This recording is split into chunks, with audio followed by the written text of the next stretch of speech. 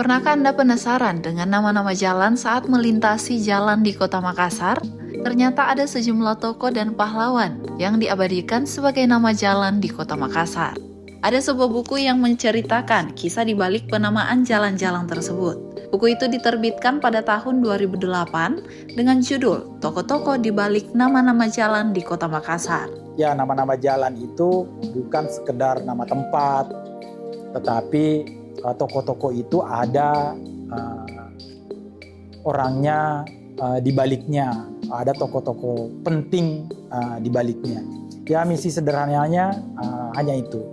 Dan cukup menarik karena buku ini masih juga dibahas orang sampai sekian tahun kemudian. Jadi beberapa orang masih